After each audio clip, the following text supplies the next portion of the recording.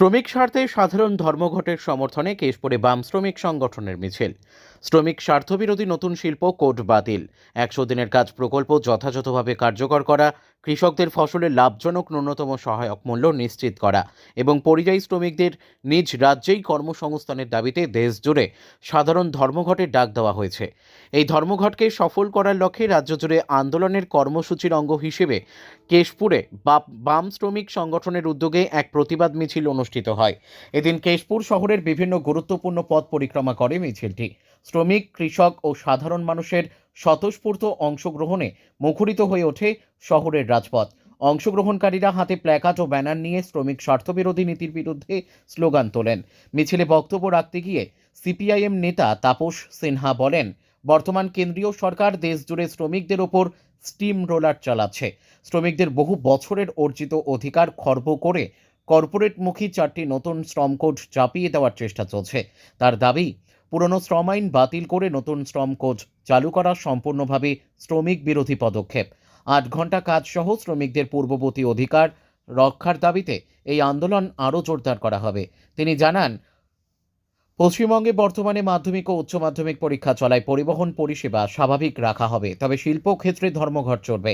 অন্যদিকে এই ধর্মঘট প্রসঙ্গে তৃণমূল কংগ্রেসের শ্রমিক সংগঠনের ব্লক সভাপতি মলয় ঘোষ বলেন, তাদের নেত্রী মুখ্যমন্ত্রী মমতা বন্দ্যোপাধ্যায় বরাবরই কর্মনাশা বন্ধের বিরোধী। ধর্মঘট কখনো স্থায়ী সমাধান এনে দিতে পারে না বলেও তিনি মত প্রকাশ করেন। তার বক্তব্য, কর্মনাশা মানেই সর্বনাশা। আমরা এই ধরনের বন্ধকে চরম ঘৃণা করি। বর্তমানে মাধ্যমিক ও উচ্চ মাধ্যমিক পরীক্ষা চলায় ছাত্রছাত্রীদের অসুবিধার কথা মাথায় রেখে বাস ও দোকানপাট খোলা রাখার নির্দেশ দেওয়া হয়েছে বলেও জানান তিনি। পাশাপাশি তিনি দাবি করেন, তৃণমূল কংগ্রেস সবসময় শ্রমিকদের স্বার্থের পক্ষেই রয়েছে এবং ভবিষ্যতেও শ্রমিক সংগঠনের পাশে থাকবে। ব্যুরো রিপোর্ট, সত্যের সন্ধানে কেশপুর।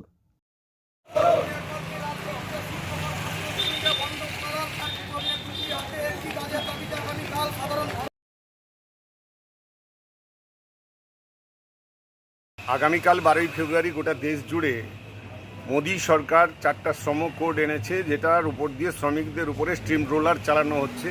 শ্রমিকদের যে 8 ঘন্টার কাজের যে নীতি ছিল, যে নিয়ম ছিল, সেই নিয়মকে বাতিল করে কর্পোরেটমুখী একটা শ্রম কোড তৈরি করা হয়েছে। সেই শ্রম কোড বাতিল এবং গোটা দেশ জুড়ে কৃষকদের উপর যে আক্রমণ নামিয়ে আনা হয়েছে, তার বিরুদ্ধে দেশ জুড়ে সাধারণ ধর্মঘট। কিন্তু আমাদের রাজ্যে যেহেতু মাধ্যমিক এবং উচ্চ মাধ্যমিক পরীক্ষা প্রায় কাছাকাছি, সেজন্য এই রাজ্যে শুধুমাত্র শিল্প ধর্মঘটের ডাক দেওয়া হয়েছে। আগামীকাল সর্বাত্মকভাবে মোদী সরকার, এখানে মমতা সরকার যে জনবিরোধী নীতি নিয়ে চলছে, যে কালা কানুনগুলো নিয়ে আসা হয়েছে, কারণ মোদী সরকার শিল্পের কোনো ভবিষ্যৎ নেই, গোটা শিল্পকে ধ্বংস করতে চাইছে, সেখানে কোনো কর্মসংস্থান নেই। এবং যে 4টা শ্রম কোড আনা হয়েছে, যার মধ্য দিয়ে শ্রমিকদের উপর রোলার চালানো হবে, সেখানে এতদিন ধরে, শতাধিক বছর ধরে যে 8 ঘন্টার কাজের যে প্রচলন ছিল, সেই প্রচলন বাতিল করে এখন 12 ঘন্টার বেশি কাজ করতে হবে শ্রমিকদেরকে। এইটার বিরুদ্ধে গোটা দেশ জুড়ে লক্ষ লক্ষ শ্রমিক তারা গর্জে উঠেছেন।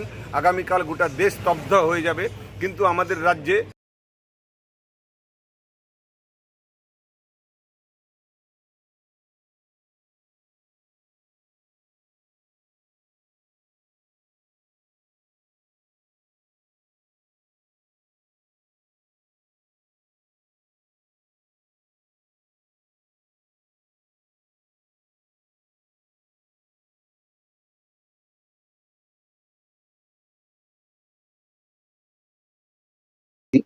কারণ বন্ধ কখনো কোনো সমস্যার স্থায়ী সমাধান করে না।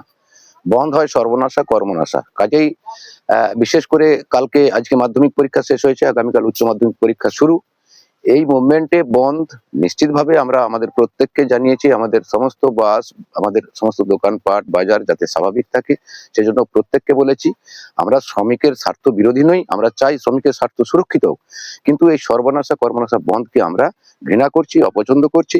এবং কালকে আমাদের সর্বাগ্রে, আমাদের সবচাইতে প্রথম ধাপ হবে যে পরীক্ষার্থীদের স্বার্থকে সুরক্ষিত করে যথা টাইমে, সময়ে তাদেরকে পরীক্ষা কেন্দ্রে উপস্থিত করা, এটা আমাদের প্রথম লক্ষ্য। এবং তারপর নিত্যযাত্রীদের দুর্ভোগ যাতে না হয়, সেজন্য আমরা এই বন্ধের বিরোধিতা করছি।